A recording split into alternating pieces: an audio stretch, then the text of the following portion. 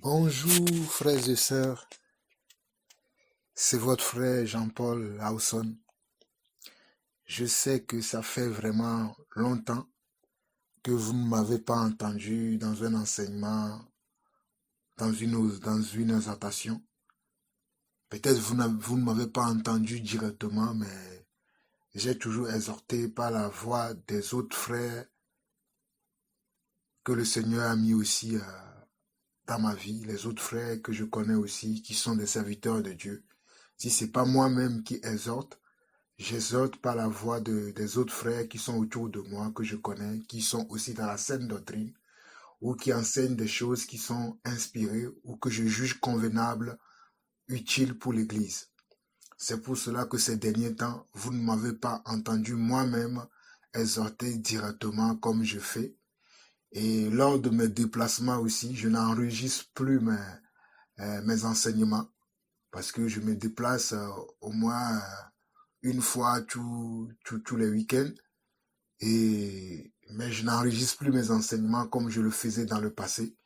Donc ce n'est pas que je ne travaille pas pour le Seigneur, mais nous travaillons selon que le Seigneur nous fait grâce. Bon, je ferme cette petite parenthèse et je reviens au sujet qui me pousse à faire cette petite exhortation.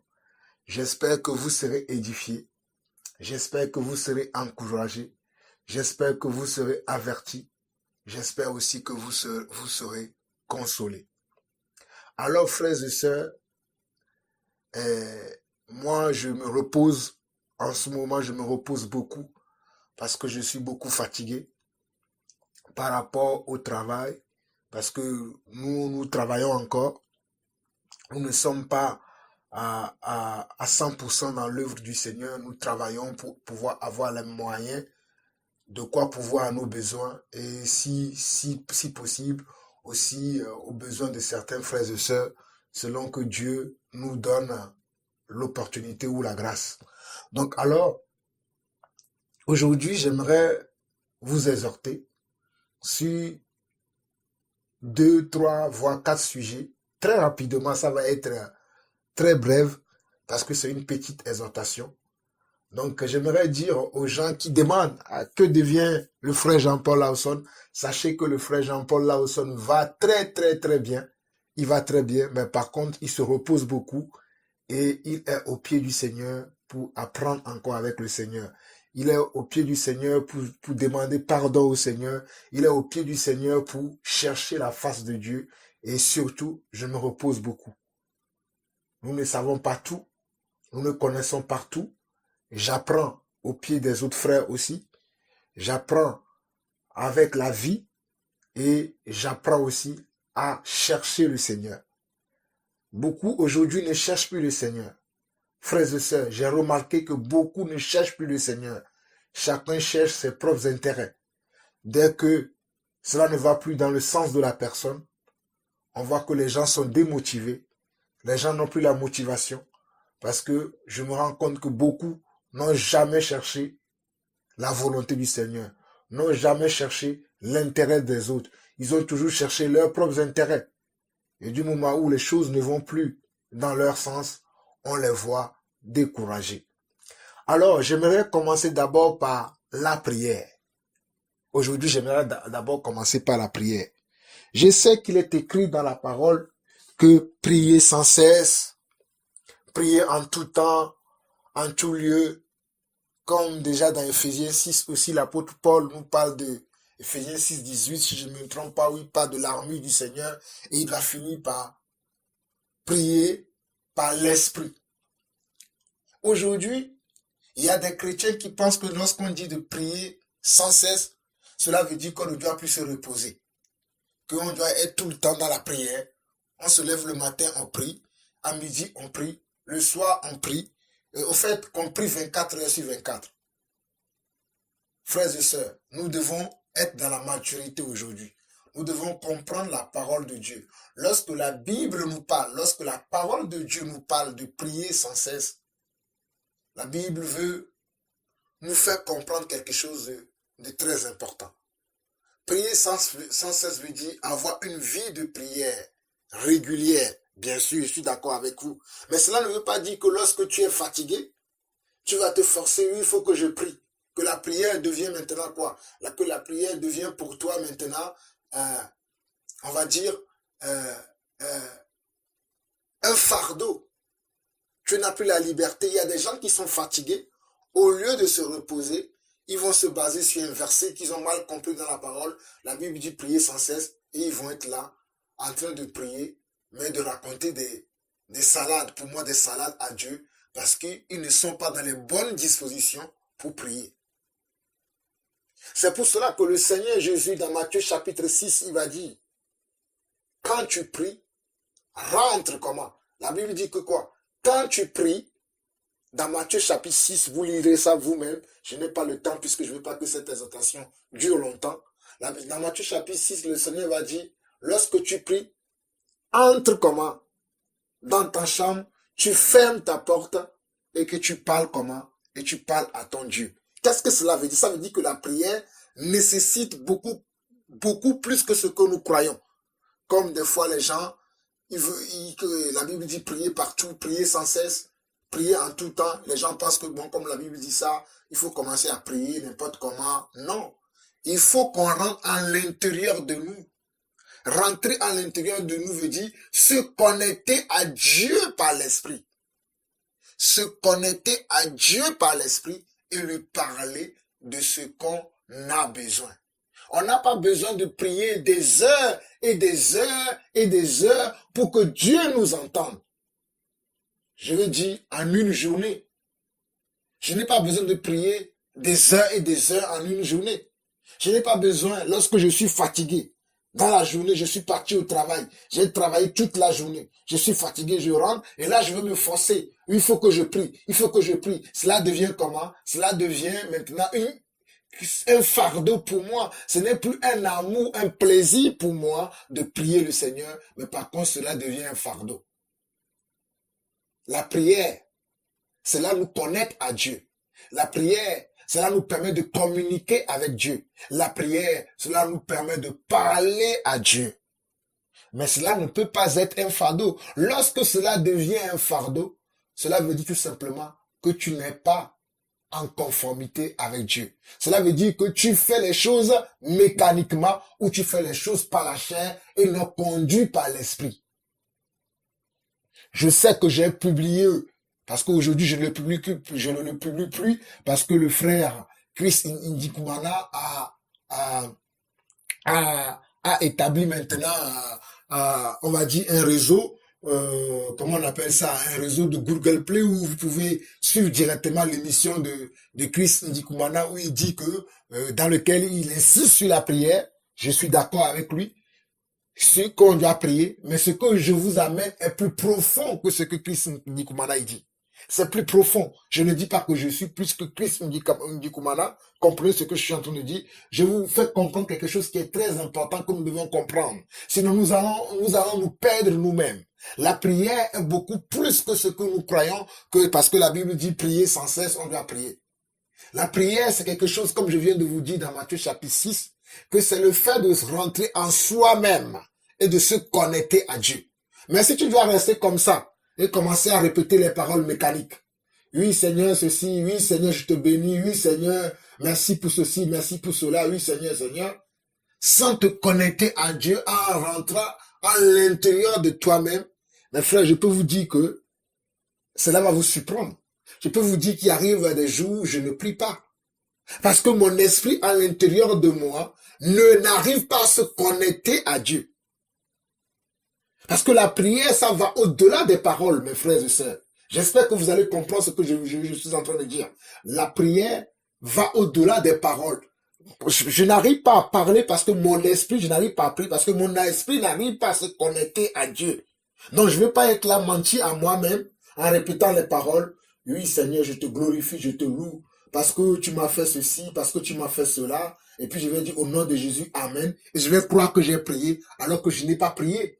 Parce que mon esprit, à l'intérieur de moi, n'était pas connecté à Dieu.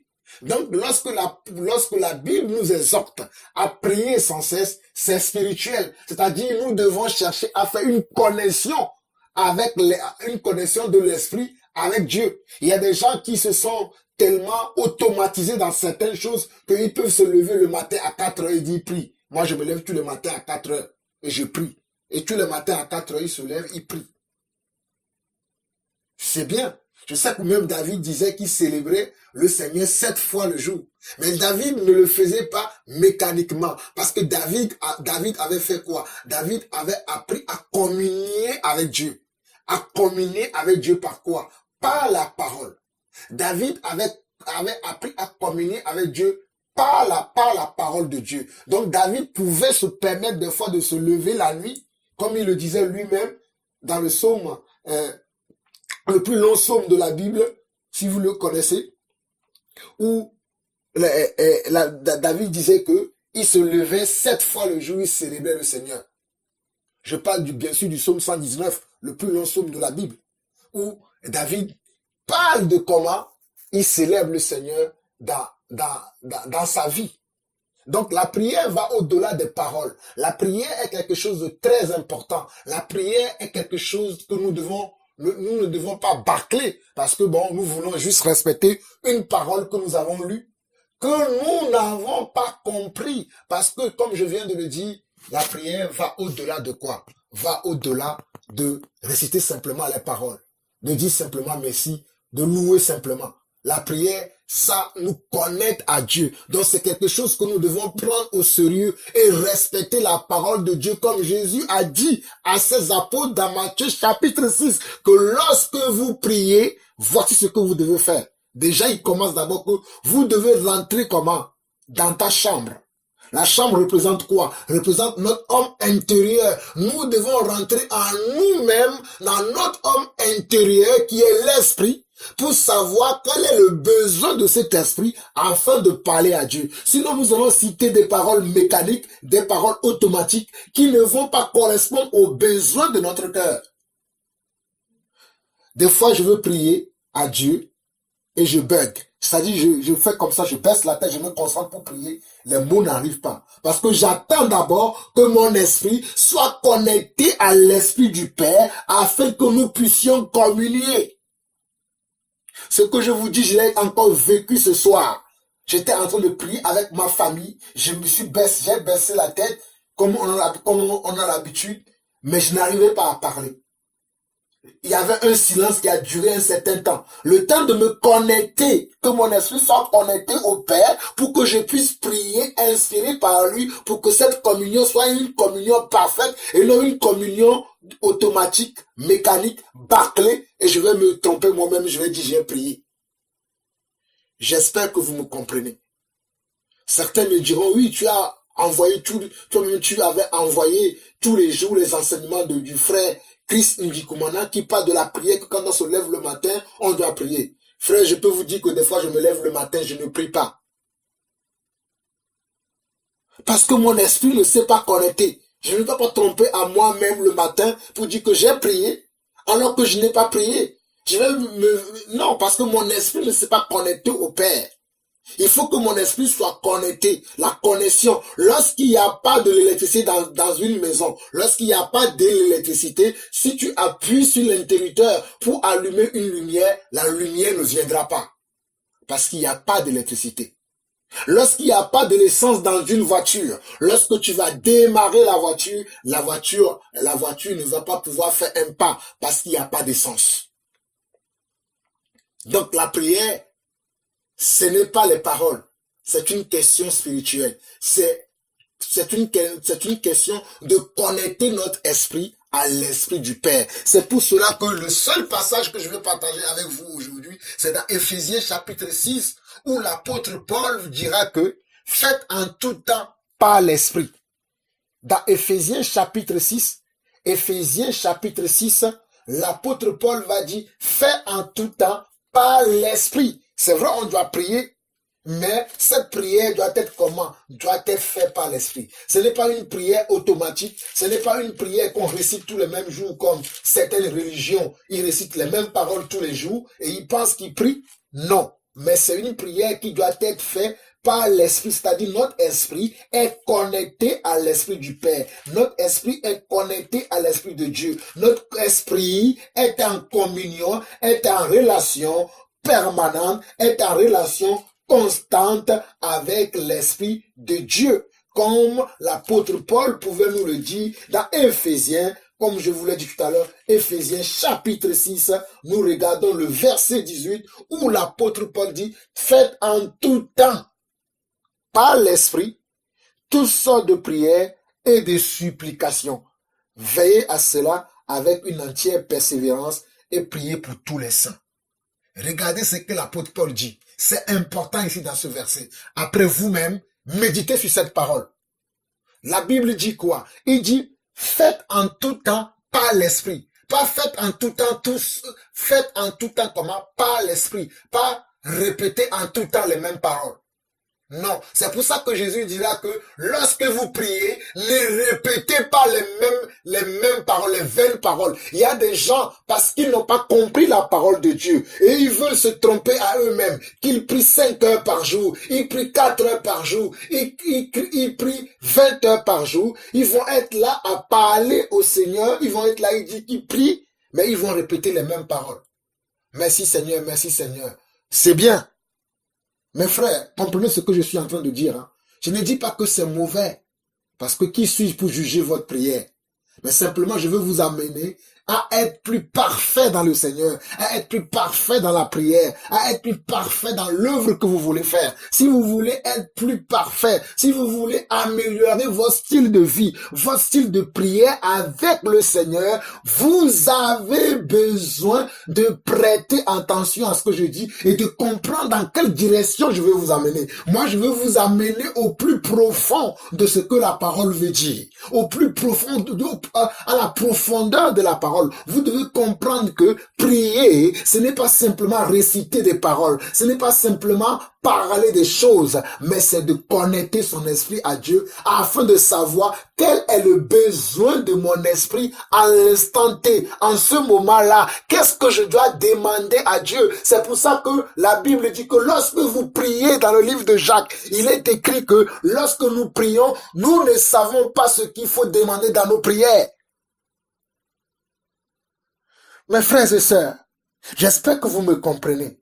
Jacques nous dira dans Jacques chapitre 4, à partir du premier verset jusqu'au verset 5, il dit que lorsque nous prions, nous ne savons pas ce qu'il convient de demander dans nos prières, car nous demandons mal. Nous demandons selon la convoitise des yeux. Cela veut dire que ton esprit n'est pas connecté. Lorsque tu pries et tu ne pries pas selon l'esprit du Seigneur, tu vas commencer à prier ta convoitise.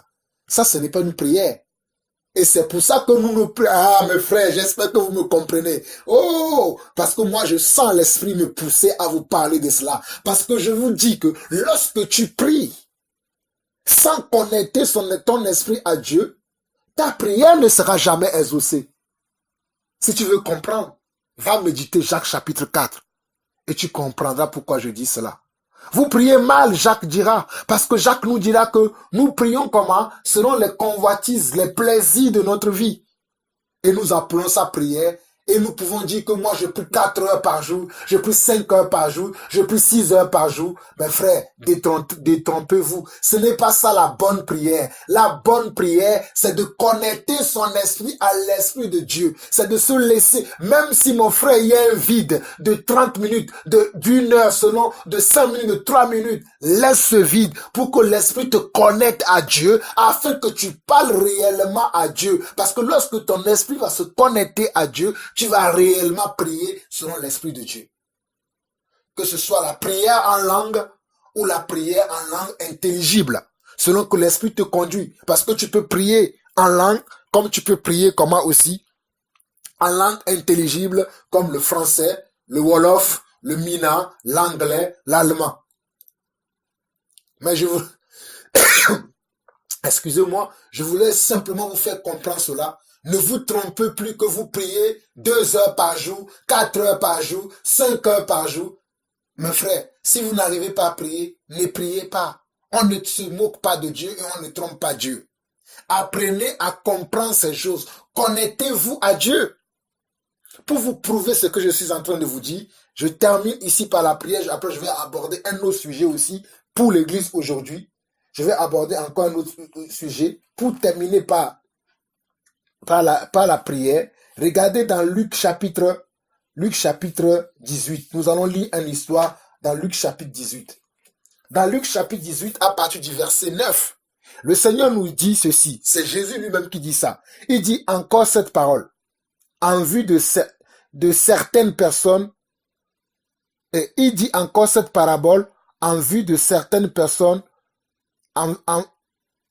Il dit encore cette parabole en vue de certaines personnes se persuadant qu'elle était juste et faisant aucun cas des autres. Regardez encore, je relis. Il dit encore cette parabole en vue de certaines personnes se persuadant qu'elle était juste et ne faisait aucun cas des autres.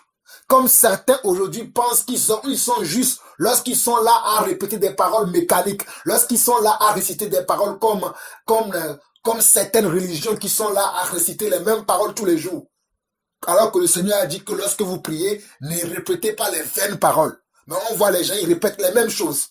Prière de répétition. Ils ont même donné des noms à certaines formes de prières, des neuvaines, je sais pas quoi, des prières bizarres qui existent dans les religions dont vous-même vous connaissez aujourd'hui. Mais un enfant de Dieu véritable, qui est connecté à Dieu, regardez bien cette parabole que le Seigneur dit ici en Luc chapitre 18, à partir du verset 9, il dit quoi? Il dit encore cette parabole, en vue de certaines personnes se persuadant qu'elles étaient justes et ne faisaient aucun cas des autres.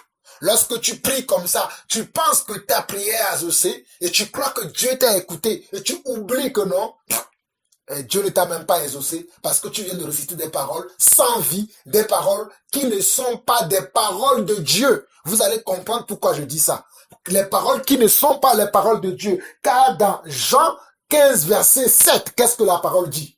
Dans Jean 15, verset 7, qu'est-ce que la parole dit? Qu'est-ce que Jésus dit? Jésus va dire, si vous demeurez en moi et que mes paroles demeurent en vous, demandez tout ce que vous voudrez et cela vous sera accordé. La première des choses que Jésus dit dans Jean 15, verset 7, il dit, si vous demeurez comment? En moi et que mes paroles demeurent en vous, tout ce que vous demanderez, cela vous sera accordé. En d'autres mots, ce que nous devons demander à Dieu, c'est sa parole, c'est sa volonté. C'est pour ça que la prière, il faut que je connecte mon esprit à l'esprit de Dieu pour que mon esprit puisse sentir quel est le besoin que Dieu a pour moi, quel est ce que Dieu veut me donner pour que je puisse prier selon ce besoin-là et non réciter des paroles pour réciter des paroles. Donc je continue ici dans Luc chapitre 18 pour vous. Le verset 10, il dit quoi? 2 hommes montèrent au temple pour prier. L'un était pharisien et l'autre publicain. Le pharisien, debout, priait ainsi en lui-même. Ô Dieu, je te rends grâce de ce que je ne suis pas comme le reste des hommes qui sont ravisseurs, injustes, adultères ou même comme ce publicain. Ce jeune de fou... regardez. Il dit quoi? Le pharisien, regardez le pharisien. Ah, merci Saint-Esprit. J'aime la parole de Dieu. Et regardez, je répète encore à partir du verset 11. Le pharisien debout priait ainsi en lui-même. Ô Dieu, je te rends grâce de ce que je ne suis pas comme le reste des hommes qui sont ravisseurs, injustes, adultères ou même comme ce publicain. Regardez, ce monsieur n'a pas connecté son esprit à Dieu. Il dit qu'il prie, mais il a les yeux ouverts pour regarder tout ce qui se passe autour de lui, pour le dire dans sa prière. En d'autres mots, il a les yeux fixés sur le monde, au lieu de fixer son esprit sur l'esprit du Père, afin que l'esprit puisse parler à l'esprit. Car Dieu est esprit et il faut que tout ce qu'il adore ou tout ce qui le prie aussi en esprit. Mais lui, il va avoir les yeux ouverts pour regarder même le jeune publicain qui est à côté de lui. Regardez le verset 12, il va dire quoi? Je jeûne 2 fois par semaine et je donne la dîme de tous mes revenus. Le publicain se tenant à distance, regardez la deuxième personne. Avant de regarder la deuxième personne, regardez bien l'attitude de ce jeune publicain. Regardez bien l'attitude de ce pharisien. Beaucoup d'entre nous, nous pensons que nous prions des heures et des heures, mais nous prions comme ce pharisien. Oh, que le Seigneur vous aide à comprendre que le Seigneur vous aide à comprendre ce message afin que vous arrêtez de prier comme des pharisiens, afin que vous priez comme ce jeune publicain. Regardez ce que le pharisien dit à partir du verset 11 de Luc chapitre 18. Il dit quoi? Le pharisien debout priait ainsi en lui-même: ô Dieu, je te rends grâce de ce que je ne suis pas comme le reste des hommes. Regardez ce monsieur, il va se justifier. Moi, je prie 3 fois par jour. Le frère Jean-Paul, le même, il n'arrive même pas à prier des fois. Moi, je prie 5 heures de temps par jour. Moi, je prie 10 heures par jour. Ce n'est pas le nombre d'heures que tu pries qui est important, mais c'est parce que ton esprit est connecté à l'esprit du Père, c'est cela qui est important. Donc ce que tu vas dire va être spirituel, ce que tu vas demander va être de la pensée de Dieu, va être de la volonté de Dieu, va venir de Dieu et cela te sera accordé. Mais si tu n'es pas accordé au Père, une guitare désaccordée va donner un mauvais son, un piano désaccordé va donner un mauvais son. Donc mes frères et sœurs, connectons-nous à l'Esprit du Père lorsque nous voulons prier. Cela est important, mes frères et sœurs. Connectons-nous à Dieu lorsque nous voulons prier. Regardez, verset 11 de Luc chapitre 18. Le pharisien debout priait ainsi en lui-même: ô Dieu, je te rends grâce de ce que je ne suis pas comme le reste des hommes qui sont ravisseurs, injustes, adultères ou même comme ceux publicains. Qu'est-ce qu'il va dire? Il va citer, il va parler que des choses qui sont autour de lui. Cela veut dire que sa relation qui doit être une relation comment?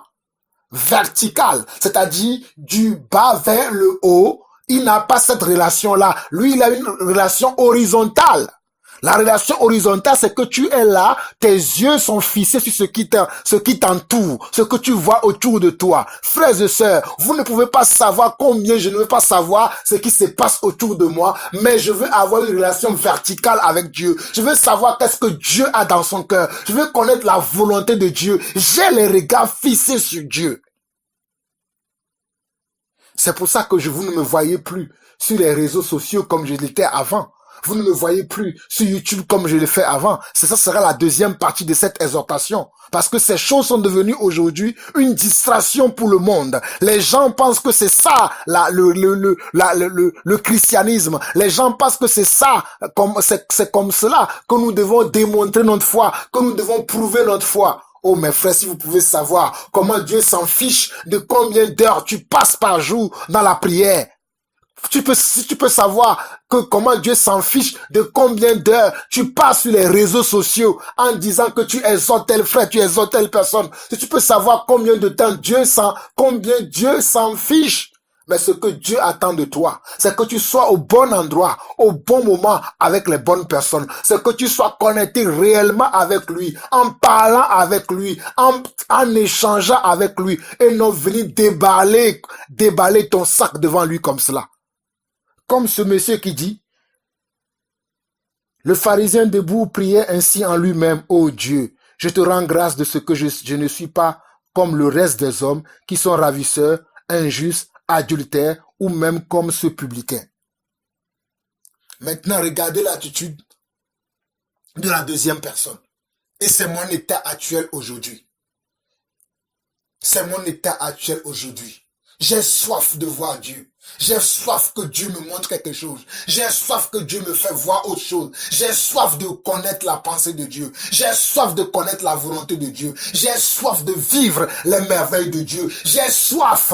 Je ne sais rien, je ne connais rien. Qui suis-je? Je ne suis qu'une poussière. Certains pensent que Jean-Paul est quelque chose. Jean-Paul n'a pas prêché quelque temps. Les gens pensent que Jean-Paul est mort. Oui, Jean-Paul est mort. Mais il y aura un autre Jean-Paul qui va ressusciter. Un autre Jean-Paul régénéré à nouveau. Un autre Jean-Paul qui va venir avec la force de Dieu, qui va venir avec la sagesse de Dieu, qui va venir avec l'intelligence de Dieu. Pas un Jean-Paul qui va venir avec sa propre force. Parce que oh mes frères, que le Saint-Esprit vous aide à comprendre. Regardez ce monsieur. Luc chapitre 18, le verset 12 dit, à partir du verset 13 dit ceci. Le publicain se tenant à distance, regardez, le publicain se tenant à distance, n'osait même pas lever les yeux au ciel. Ça veut dire que quoi? Ça veut dire que son esprit s'est connecté à Dieu. Et lorsque son esprit s'est connecté à Dieu, il a vu le vrai état de son cœur. Lorsque son esprit s'est connecté à Dieu, il s'est aperçu de comment? Il s'est aperçu de sa nudité, comme on le voit dans Apocalypse. Lisez Apocalypse chapitre 2, chapitre 3, de cette église qui pensait qu'il est riche alors que Jésus lui a dit que non, que tu es pauvre alors que tu penses que tu es riche. Beaucoup de notre époque aujourd'hui pensent qu'ils ont compris quelque chose alors qu'ils n'ont rien compris, alors qu'ils sont complètement à côté de la plaque. Oh my God, que le Dieu que nous servons, que le Dieu d'Abraham, le Dieu d'Élie, le Dieu d'Isaac et de Jacob, le Dieu de Joseph, le Dieu de Daniel, vous aide à comprendre ce message. C'est important. C'est capital. Parce que beaucoup d'entre nous sont en train de se focaliser sur les choses qui sont autour d'eux. D'ailleurs, leur prière tourne autour de ces choses. Seigneur, donne-moi un travail. Seigneur, donne-moi un papier. Seigneur, donne-moi ceci.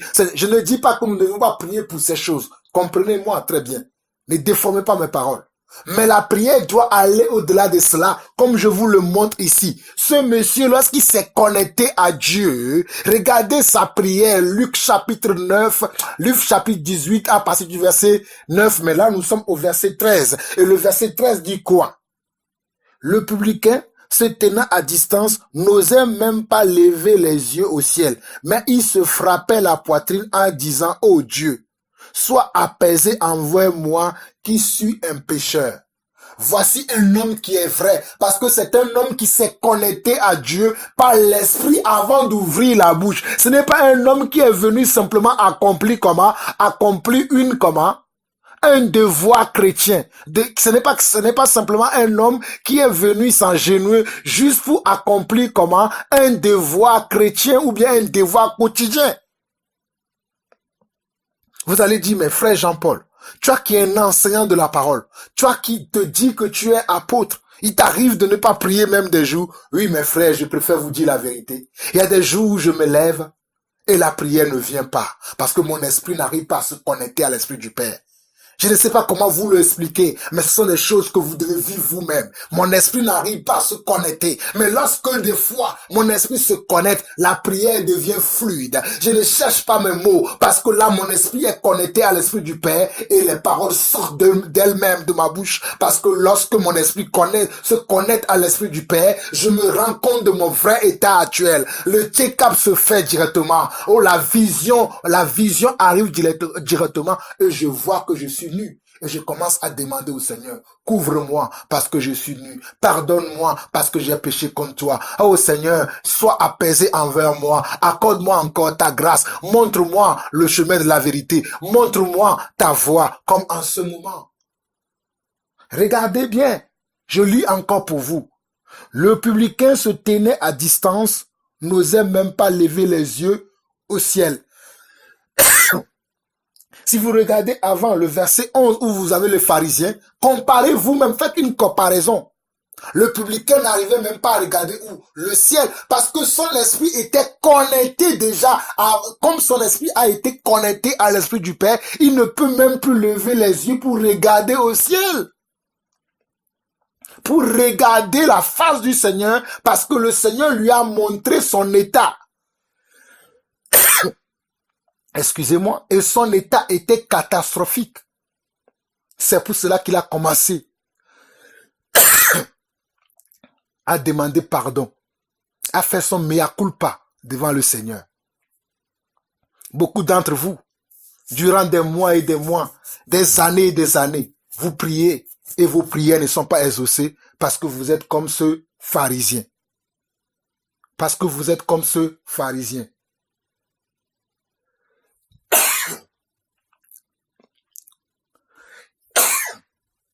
Devenez ce publicain et vous allez voir, la vie vous sera très facile. Devenez ce publicain qui a reconnu son état, qui a reconnu comment il était. Et la vie va vous devenir facile. Et le verset 14 où je finis ici dit quoi? Je vous dis, celui-ci descendit dans sa maison, justifié plutôt que l'autre. Car quiconque s'élève sera abaissé et quiconque s'abaisse sera élevé. Beaucoup de personnes dans notre époque ont une trop haute opinion d'eux-mêmes parce qu'ils pensent qu'ils sont déjà arrivés.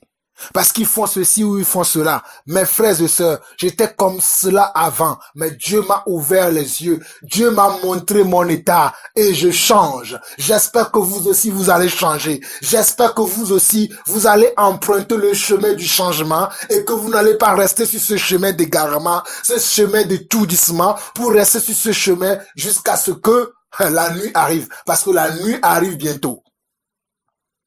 Regardez, Jean 15, verset 7. Jean 15, verset 7. Jean 15, verset 7. Jésus dit quoi là-bas? Jésus dit, si vous demeurez en moi et que mes paroles demeurent en vous, demandez ce que vous voudrez et cela vous sera accordé. Si vous demeurez en moi et que mes paroles demeurent en vous, demandez ce que vous voudrez et cela vous sera accordé. Remarquez bien que qu'est-ce que Jésus a dit. Jésus n'a pas dit si vous demeurez en vous-même. Beaucoup d'entre nous demeurons en nous-mêmes. Moi je peux, moi j'ai.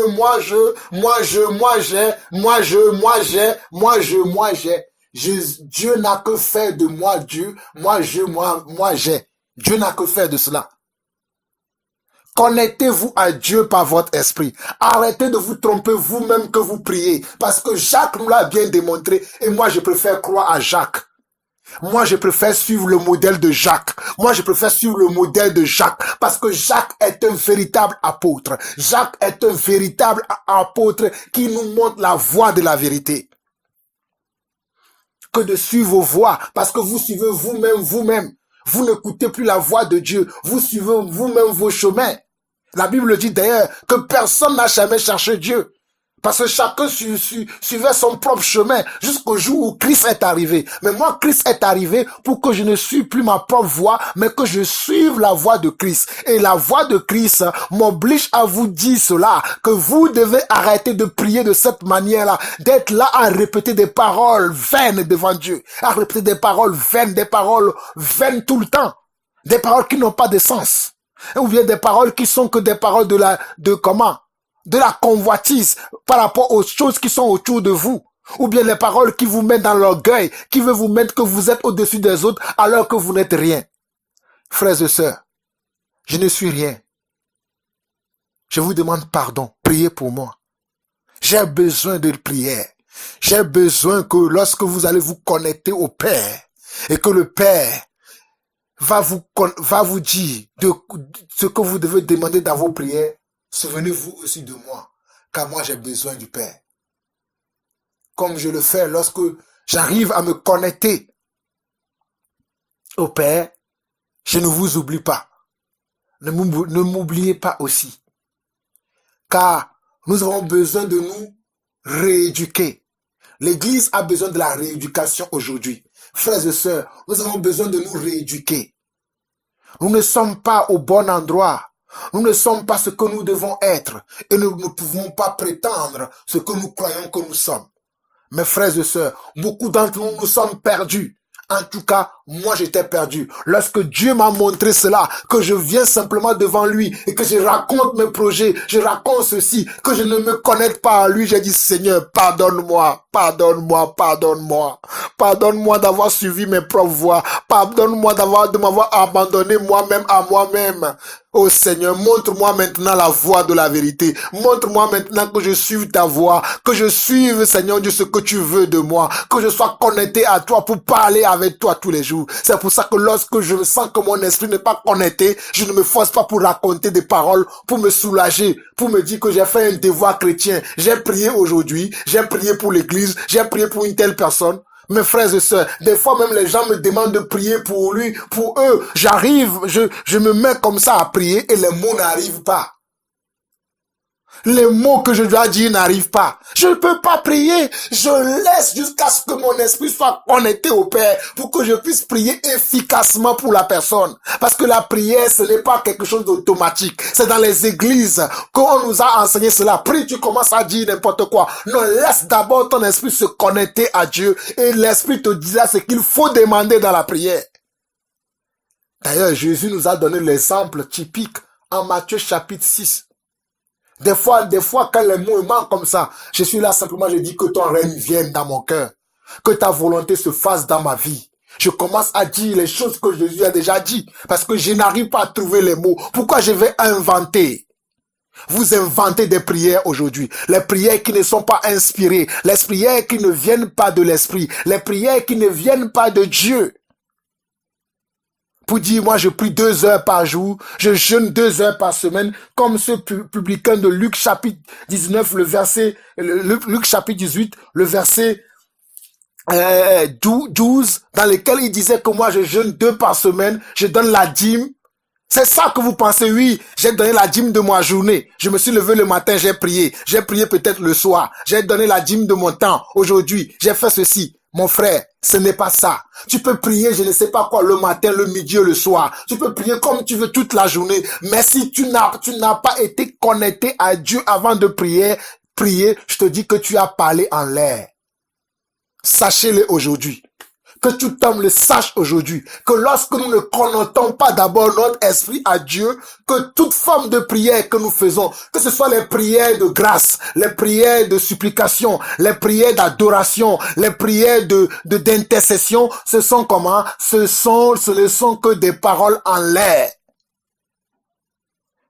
L'apôtre Paul dira que je frappe non pas comme battant l'air. J'espère que vous ne battez pas l'air. Priez en étant connecté à Dieu. Priez en étant connecté afin que votre esprit soit connecté réellement à l'esprit de Dieu.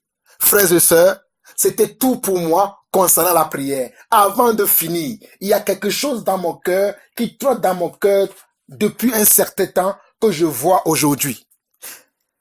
L'église des réseaux sociaux. J'aime les réseaux sociaux, la preuve. Je vais encore utiliser les réseaux sociaux pour publier cet enseignement, cette exhortation que je viens de donner. Mais il y a une chose qui me surprend aujourd'hui, c'est que beaucoup d'entre nous se laissent distraire par les réseaux sociaux. Beaucoup d'entre nous se laissent distraire par les réseaux sociaux. Les gens, ils se lèvent le matin, leur seul plaisir, c'est d'ouvrir Facebook. Qu'est-ce qu'il y a sur Facebook? Il y a des gens qui m'envoient des messages sur Facebook, je le vois des années plus tard. Parce que je ne perds pas mon temps sur ces réseaux sociaux. Si, c'est vrai, j'ai un compte Facebook, c'est juste pour publier une exhortation. Dès que je publie, je ferme ma page, je m'en vais. Mais il y a des gens qui même organisent un culte sur Facebook. Je vous dis qu'il y a des gens même qui organisent des cultes sur Facebook. Les gens à qui Dieu n'a rien dit, les gens qui ne sont même pas enseignants de la parole, et ils arrivent même à enseigner sur Facebook. Parmi ces personnes, il y a beaucoup de femmes. Malheureusement, parmi ce monde, il y a beaucoup de femmes à qui Dieu n'a pas donné ce ministère d'enseignement. Ils sont là à beaucoup enseigner par leurs commentaires, par leurs messages qu'ils postent tous les jours sur Facebook. C'est devenu un problème aujourd'hui. Comment Satan peut vous tromper comme ça? Et le pire, ce sont des frères que je vois, certains sont des jeunes frères qui n'ont même pas encore compris la parole de Dieu, qui ne sont même pas encore vraiment, qui ne savent pas ce que c'est que le royaume de Dieu. Eux aussi se lancent dans ce genre de choses. Comme un jeune frère que je connaissais, que j'aimais beaucoup, que j'ai vu qu'il a commencé même à enseigner sur Facebook, à faire des vidéos en direct. Et je me rappelle que ce frère a enseigné même a parlé de l'enseignement et que ce frère disait que même la femme pouvait enseigner. Depuis que j'ai vu ça le jour-là, je me suis dit, voici quelqu'un encore qui n'a pas compris la volonté du Seigneur. Et lorsque j'avais vu ça, j'avais interpellé le frère. Le frère m'a dit, je sais ce que je fais. J'attends jusqu'aujourd'hui de voir que ce frère va comprendre que la volonté de Dieu, ce n'est pas ça. Fais l'église sur les réseaux sociaux. Les gens sont là, l'église... Est-ce qu'à l'époque des apôtres, quelqu'un me dit que même si Jésus-Christ existait à notre époque aujourd'hui, il va utiliser les réseaux sociaux? Qu'est-ce que vous en savez? Moi, je ne peux pas affirmer de telles choses. Si Jésus-Christ existait aujourd'hui, pensez-vous qu'il serait obligé d'utiliser les réseaux sociaux? Aujourd'hui, les gens sont là. Ils ne font que leur vie sur les réseaux sociaux. Je peux comprendre le monde, parce que ça, c'est pour le monde. Mais pour nous qui sommes chrétiens, utilisez ces choses à bon escient. Utilisons-les pour faire quoi? Pour réveiller des gens, mais non pas pour être là à se distraire. Il y a certains qui, au travers de ces réseaux sociaux, sont là à faire quoi? Sont là à jouer de la police derrière les gens. Oui, une telle frère a mis une telle mèche, elle va aller en enfer. Oui, un tel frère a fait ceci, il va aller en enfer. Ils sont là à jouer de la police derrière les gens. Et aussi vous, enfants de Dieu, arrêtez de poster vos photos sur les réseaux sociaux, que ce soit Facebook, Instagram, Twitter, tous ces genres de choses. Arrêtez, ça ce n'est pas pour nous les enfants de Dieu. Les gens sont là à poster leurs photos. S'ils vont en tel endroit, ils postent. S'ils font ceci, ils postent. Pas tout ce qu'ils font. Et ça aussi, on voit les frères et sœurs aussi là-dedans. Poster des photos tout le temps. Comprenez ce que je suis en train de dire. N'interprétez pas mal mes paroles. Je ne dis pas que vous ne pouvez pas mettre une photo de profil pour qu'on vous reconnaisse. Mais si vous avez une photo de profil, que si vous voulez, vous pouvez changer de temps en temps. Mais vous ne pouvez pas vous permettre de mettre des photos de vacances si vous êtes malade aujourd'hui, si vous avez mangé telle chose aujourd'hui, et qu'en tant que chrétien, vous faites ça. C'est à cause de vous que ces églises sont nées sur Internet.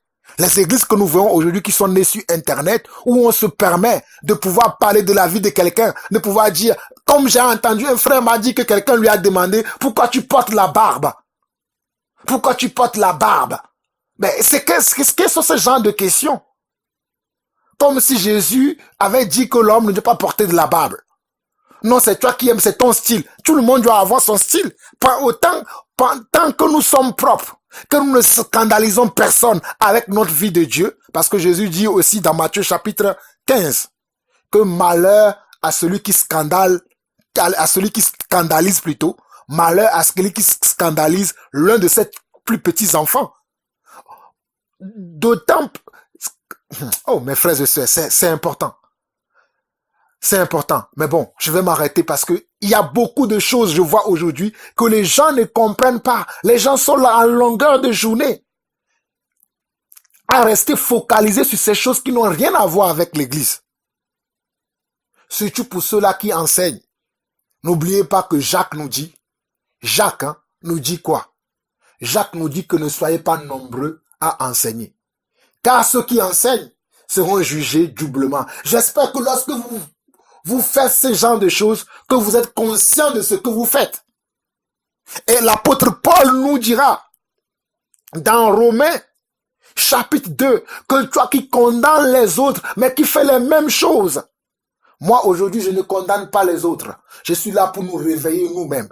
Car moi-même, je suis passé par ces choses. Mais aujourd'hui, je ne fais plus ces choses car Dieu m'a ouvert les yeux. Dieu m'a fait comprendre que ceci n'est pas sa volonté, mais que c'est l'ennemi qui a amené ce mouvement.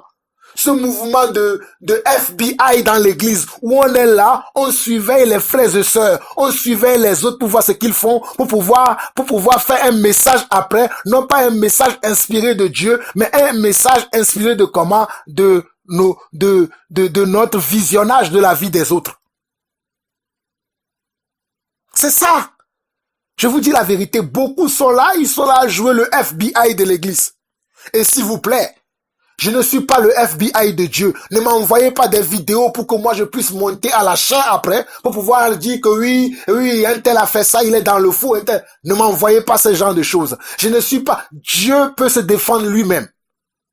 Il m'arrive, conduit par l'esprit, il m'arrive, conduit par l'esprit, de dénoncer les œuvres ténébreuses de certains faux frères qui se sont introduits parmi nous. Mais ce n'est pas pour autant que vous devez m'envoyer des vidéos, des enseignements. Frère, qu'est-ce que tu en penses de cela? Frère, que tu en penses de cela? Je ne suis pas le Saint-Esprit. Demandez au Saint-Esprit qu'est-ce que le Saint-Esprit en pense. S'il vous plaît, frères et sœurs, je vous en supplie.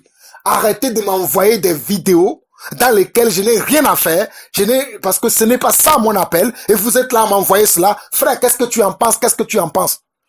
Comprenez bien ce que je suis en train de dire. Si vous voulez me poser une question, d'accord. Mais ceux-là qui sont distraits, qui passent leur journée à fouetter des vidéos. Et c'est pour cela qu'ils peuvent se permettre d'envoyer d'autres vidéos à d'autres personnes et leur demander, qu'est-ce que vous pensez? Frère, allez trouver un travail. Priez pour les gens. Méditez la parole de Dieu. Mais il est temps que vous arrêtez ce genre de choses. Il est temps. Jésus revient bientôt. Qu'est-ce que vous faites de votre vie? Vous êtes là à faire ce genre de choses. Occupez-vous de votre famille. Allez faire du bénévolat quelque part. Mais arrêtez de vous distraire par ces choses sur les réseaux sociaux. Utilisez ces choses à bon escient. Surtout vous qui enseignez. Je vous en supplie, frères et sœurs, que vous soyez un homme ou une femme. Les femmes, Dieu vous interdit carrément d'enseigner. Celui qui a des oreilles pour entendre, entendre. Mais pour les hommes, la Bible dit ne soyez pas beaucoup à enseigner, car ceux qui enseignent seront jugés comment? Doublement. Même si Dieu vous appelle à enseigner, soyez-en sûrs que ce que vous enseignez, vous-même vous la pratiquez, vous-même vous la vivez avant de le publier sur les réseaux sociaux. Parce que beaucoup d'entre vous, vous êtes là à faire des enseignements. Des fois même je reçois des choses, je n'arrive même pas à le lire. Parce que c'est tellement écrit de longues pages. Et quand je lis, je vois, des fois il y a certains enseignements, je dis, mais qui a écrit ça? Ça n'a pas de sens parce que ça ne suit pas la doctrine, ce n'est pas d'ordre de révélation ni de prophétie. C'est des choses qui sont mélangées un peu partout parce que ce n'est pas le temps pour vous, tout simplement. Mais vous voulez suivre ce mouvement qui est devenu populaire aujourd'hui, où tout le monde se lève pour parler. Oui, moi aussi je connais parce que il y a un évangile qui est venu, qui vous a dit que non, tout le monde peut enseigner la parole de Dieu. C'est faux, cet évangile-là qui est venu des États-Unis, je le dis encore. Cet évangile qui est venu de Houston, qui disait que tout le monde pouvait enseigner la parole de Dieu, c'est faux. Dieu a mandaté 5 genres de personnes dans le corps du Christ qui peuvent enseigner la parole de Dieu, à savoir les apôtres, les prophètes, les évangélistes, les pasteurs et docteurs. Tout le monde ne peut pas être enseignant. Dites-moi aujourd'hui, dans le monde, tout le monde est cuisinier? Non. Dans le monde, tout le monde est taximan? Non. Dans le monde, tout le monde est avocat? Non. Dans le monde, tout le monde est médecin? Non. Aussi dans le royaume de Dieu, tout le monde n'est pas pasteur. Tout le monde n'est pas serviteur de Dieu. Je peux vous assurer que dans Matthieu chapitre 24, oh, j'espère que vous allez être des élus. Parce que moi, je suis un élu. Il y a beaucoup d'appelés, mais peu sont élus. Soyez pas, faites de tous vos efforts pour être parmi les élus de Dieu et non parmi les appelés. Les appelés ne comprennent pas la volonté de Dieu. Parce que lorsque tu es appelé, tu attends que celui qui t'appelle te confie une mission, te confie un travail, te donne comment? Le but de ton appel. Beaucoup d'entre vous, vous avez été appelés et vous n'avez pas encore reçu comment le but de votre appel, la fonction que Dieu vous donne, le rôle que Dieu vous donne dans son corps, la grâce qu'il vous donne dans son église, et vous commencez à aller partout. Vous commencez à faire n'importe quoi. Non, c'est pour cela que la Bible dit dans Matthieu chapitre 22, le verset 14, qu'il y a beaucoup d'appelés, mais peu d'élus. Il y a beaucoup d'appelés, mais peu d'élus. J'espère que vous serez parmi les élus. Que Dieu vous accorde la grâce pour que vous soyez parmi les élus. Frères et sœurs, c'était tout ce qui pèse dans mon cœur pendant ce temps où je vois l'église vaciller de gauche à droite. L'église perd tout le sens de sa vie. C'est ça les choses que je voulais vous apporter pour vous avertir. Je ne dis pas que je suis meilleur que vous. Sachez que tout ce que je vous reproche, le Seigneur me l'a reproché aussi. Et je travaille sur ces choses. J'ai travaillé et je travaille encore afin de ne pas moi-même me retrouver dans ces choses. Vous ne me verrez pas dans les commentaires comme cela tout le temps. Et croyez-moi, frères et sœurs, si j'ai été à l'origine de ces choses, je vous demande pardon. Pardonnez-moi, j'ai raté la cible. Je le reconnais volontairement, j'ai raté la cible. Si j'ai été à l'origine de ces choses, de la distraction, je vous ai envoyé quelques vidéos ou bien quelques enseignements qui ne vous ont pas enseigné, qui vous ont incité à la colère, qui vous ont incité comment? À la haine, qui vous ont incité à la jalousie, qui vous ont incité à l'envie. Frères et sœurs, pardonnez-le-moi, j'ai été comment? J'ai suivi le mouvement. Mais j'ai pris la décision de ne plus suivre le mouvement et j'espère que vous et moi, vous prendrez la même décision afin que nous puissions arriver ensemble à bon port. Que la main du Seigneur, la grâce du Seigneur soit avec vous tous. Et sachez-le très bien, je suis dans le repos, je vais bien, je bénis le Seigneur pour ce moment où le Seigneur me parle beaucoup, le Seigneur me restaure, où le Seigneur me façonne encore afin que je puisse apporter des messages qui vont bénir l'Église et non de détruire l'Église. Que sa main puissante soit sur chacune de vos vies et priez pour moi comme je vous l'ai demandé et priez pour toute l'Église. Priez pour moi et priez pour toute l'Église car l'Église a besoin beaucoup plus du Seigneur aujourd'hui que hier.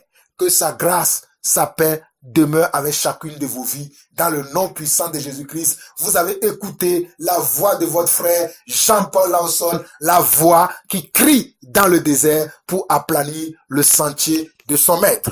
Que la paix du Seigneur demeure sur vos vies. À bientôt, à très très bientôt. Bye bye.